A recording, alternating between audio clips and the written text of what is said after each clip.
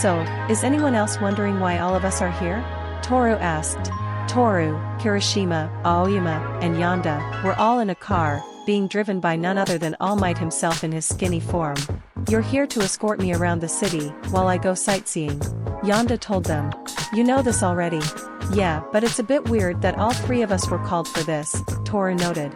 Feels a bit like overkill. Don't worry about it, young Hagakure. Young Midoriya is probably just very concerned about her safety, you know how paranoid he can get. Yagi said dismissively. Of course, All Might knew that was not the case. No, this wasn't an ordinary drive, but rather it was a police investigation. After Yonda had told Izuku that Aoyama was giving information to All for One about Udare, and Izuku gave that information to the police, several things happened in quick succession. First, that put Yonda through several honesty tests, which revealed that she was in fact being totally truthful about Aoyama. They also discovered that she drugged Aoyama and maliciously used her quirk on him, which normally would have gotten her in some legal trouble, however they were more than willing to overlook that. Second was that they needed to figure out what their next course of action was. Izuku had wanted to take Aoyama out of his house for obvious reasons, however, the police and UA advised against that, as they didn't know the exact situation, and it was possible taking any obvious or drastic actions could end very badly. So instead they'd just keep very, very close watch of him, giving him tasks that would keep him within view of the cameras at all times. Once that was decided, they then needed to find a way to make sure that Aoyama was 100% the traitor. Because while Yonda's evidence was pretty damning, it was also legally unusable, and it was still possible that she was wrong. And that's where today's events would come into play. Crash! Suddenly a car impacted them from behind, causing them to jet forward. Ah, what the heck? Toru shouted, having been startled by the sudden collision. Just in time. All Might thought. XXXXXXXXXXXX. After parking on the side of the road, All Might, Yonda, and the students came out of their car, as well as the people from the car that hit them. An old man and woman. Or at least that's what they looked like. In actuality, the woman was a policewoman, and the man was none other than Detective Nao Mesa, both of them in disguise. Oh my, I'm so sorry.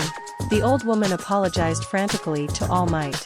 I'm not as alert as I used to be, and so I accidentally made such a horrible mistake. Ha ha ha, don't worry about it, looks like your car took more damage than mine. All Might said, reciting the script that they'd come up with. Perhaps it's time you put those driving skills to rest. While All Might and the undercover officer went through their scripted dialogue, Nao Mesa made his move on Aoyama, who was standing by the students. My what a strapping young man you are, Nao Mesa said, to Aoyama, acting like a kindly old man. Why, you could be a hero with a body like that. Ah, well, kind monsieur, I actually happen to be a hero in training, Aoyama said. Yeah, we all are, Toru explained cheerfully. Oh, is that right? Nao Mesa responded in his old man voice, giving them all a kindly smile. Well, it's nice to know such nice young lads and ladies will be protecting us in the future. Some people looking to get into the hero business get wrapped up with some dangerous folks. Some might call them villains. I'm sure none of you would ever work with people like that, right? No way, Toru said immediately. Yeah, that's super unmanly, Kirishima said. Of course not. Aoyama paused for a moment, trying to hide his nervousness. Someone such as myself would never associate with dirty criminals. Lie. And there it was, the damning proof that Aoyama was working for or with, if not All for One, some kind of villain. It was almost definitely All for One based on Yonda's statements, although they had no proof of that at the moment. Either way, at the very least, they had enough proof to launch a full investigation, although it would still have to be kept a secret. If they played their cards right, then they might be able to use this against All for One. They'd gotten what they were there for, it was time to go. Nao Mesa reached into his pocket and pressed a button that was hidden in there. This would cause a small vibration in the pocket of the female officer, signaling that they were done here, as well as contact Izuku, to tell him to move to the next stage. Ah, well, it looks like we're done here, kids. All Might told them, as the officer went back to her car. Everything's been sorted out, we dash. And right on cue, All Might's phone buzzed, showing he got a text from Izuku. Oh, looks like there's been a change of plans. All Might told them. Young Midoriya wants us to come back. He wants to take Yonda to the park himself, and young Uraraka will be escorting them. Really? We just left. Toru said, wearing a confused expression that no one could see. Don't worry about it. All Might told them. Honestly, felt a bit bad keeping 1A in the dark about there being a traitor in their mix, but it was necessary to make sure Aoyama didn't find out. But he had a feeling it was only going to get harder from here. XXXXXXXXXXXX. Why are we going to a police station? Achiko asked. It was now about an hour later, and now Izuku, Yonda, and Achiko were all riding in All Might's car, heading towards the police station. Don't worry about it, Izuku told her. Something was wrong. Achiko could tell. Both Izuku and All Might looked tense. Nervous. Like something terrible either had happened or was going to. Just sit tight, Achiko, it will be taken care of. In contrast to both of them, Yonda looked completely calm. Which honestly didn't make Achiko feel any better. If she learned one thing about Yonda is that she did not like feeling valuable or like she didn't have some kind of control over the situation, so her being calm meant very little. Achiko thought for a minute, looking at the people around her, and came up with something. Does this have something to do with that super secret piece of information Yonda found out? You told her. All Might gave Izuku a shocked look for a moment, before remembering where he was and looking back at the road. No, I just told her that Yonda found out something important, Izuku told him. Nothing more. So it is about that, Achiko said, taking All Might's reaction as a confirmation. Yes, but as I told you earlier, we can't tell you about it. Izuku reiterated. We needed to bring you here to make the cover story believable, but you won't be getting involved with it. Okay, if it's so dangerous then why is Yonda still involved? Achiko asked. I get that she was the one who found out whatever it was, but is it necessary for her to still be involved in whatever this was? Izuku sighed. He wished he could do that. He really wished he could just leave Yonda out of this. But the girl tended to get involved even when she wasn't wanted. And since Aoyama wasn't leaving their house, Yonda could always get more info out of him. And as long as Yonda could get useful info, she was useful to this case. Of course, Izuku couldn't tell her that, so instead he had to respond with, "It's complicated. Please believe me when I say that I wish I could tell you but I just can't." Izuku turned around to look her in the eyes, and the two stared at each other for a while, Achiko taking in the sincerity in Izuku's eyes. Okay. Achiko leaned back, letting out all of the tension she'd been holding onto. I trust you. Thank you. Really, thank you so much. Izuku said, giving her a relieved smile. Well, we're here, Yagi said, as he parked outside the station. Alright, let's get this over with. XXXXXXXXXXXXX. Alright, now that everyone is here, I believe it is time to start, Nisa said. Currently, Izuku and Yonda were inside of a small police meeting room, alongside Detective Nao Mesa, All Might, in buff form now, Aizawa, and Nizu. Nizu was at the front of the room, with a chalkboard behind him. We now have confirmation that Aoyama is at the very least, working with a villain, Nao Mesa said. And given Yonda's statements, we're almost certain that it's All for One.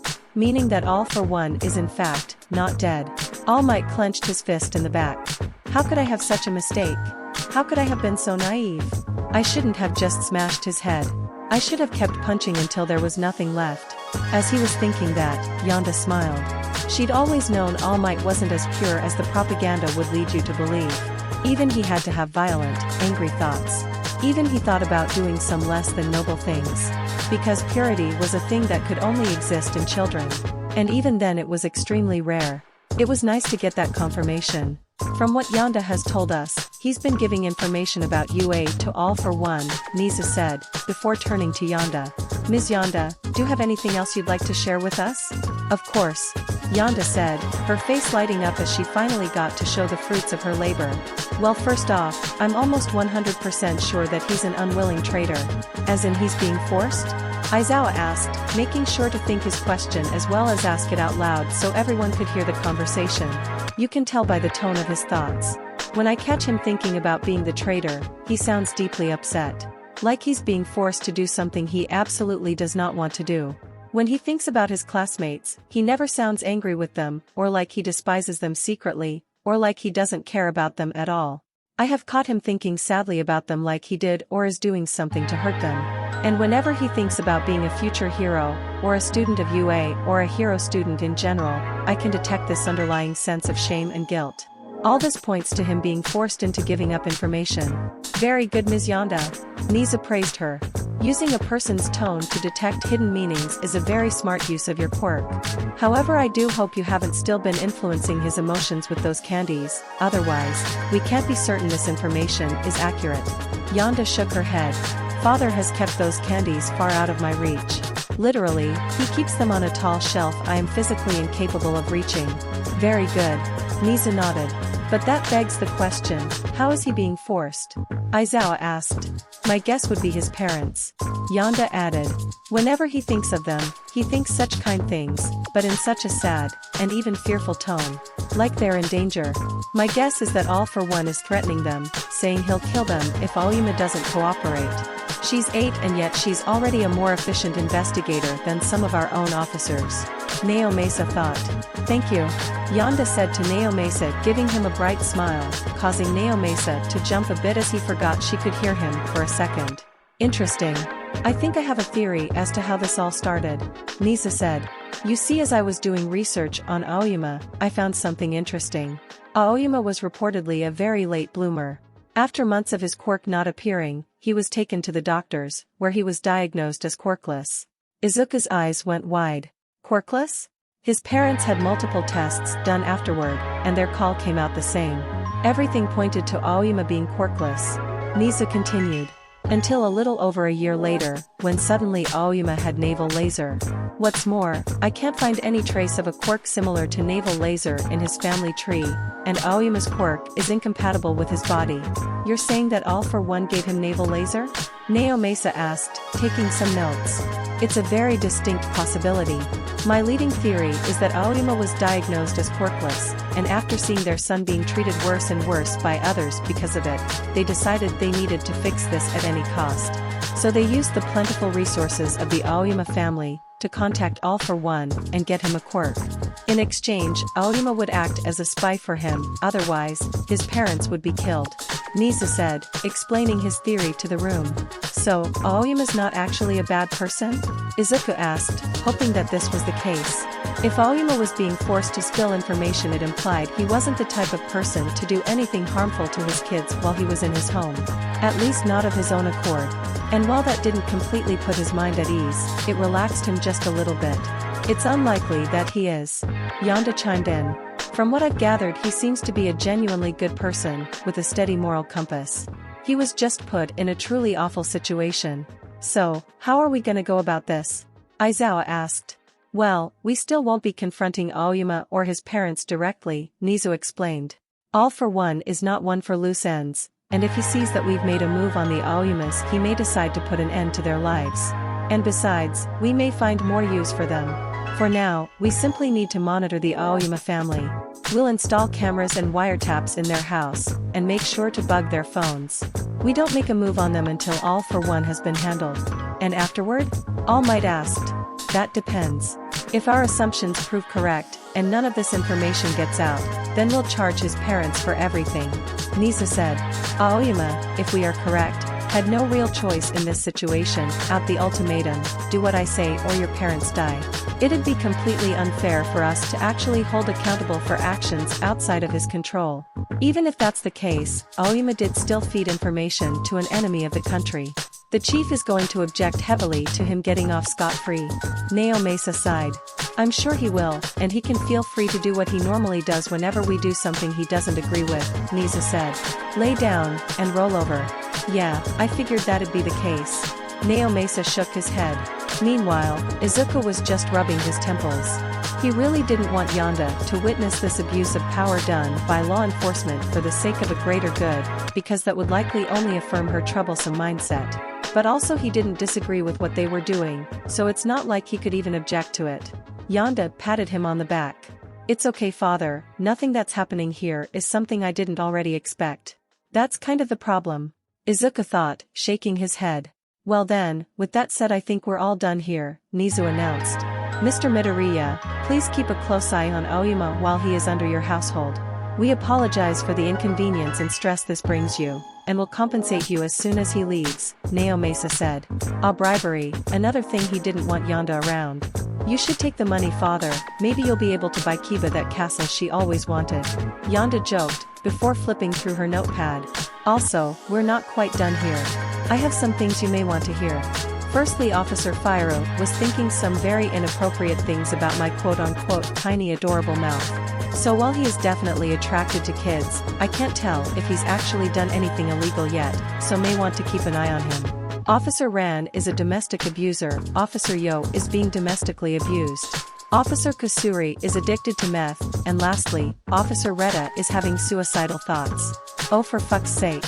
Neo Mesa pinched the bridge of his nose, as he now had a lot, and he meant a lot more work to do. Did you come in here looking for this stuff?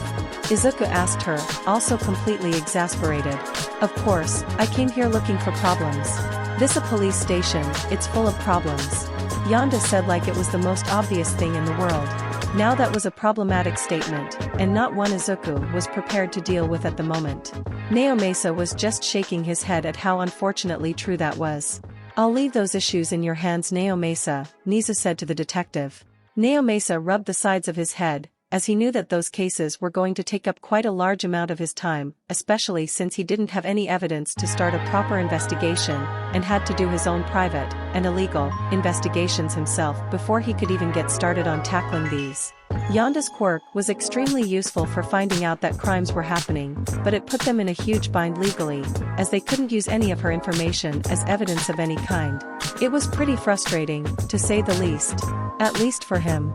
At the very least, Yonda knew the difference between an exaggerated thought that someone might have like I want to kill my boss that didn't mean anything, and the thoughts that actually meant people might be, or are definitely going to or have already committed a crime, or was a victim in some way. This girl definitely had a bright future with intelligence like that, but she's gonna be in for a headache if she wanted to get into a law enforcement job. Well, with that said, I think we're done here, Niza said. Mr. Midoriya, if you could please pick up Ms. Uraraka in the lobby, then you'll be free to head home. We will inform you if there are any urgent changes in the case, while Aoyama is under your roof. Thank you. Izuku nodded, getting up, and looking down at Yonda. Let's go home, Yonda. Of course, father. Yonda said, taking his hand, as the two left the room. After waiting for Yonda to get farther away, Niza thought this. What an interesting girl. I'm very curious to see where her future goes.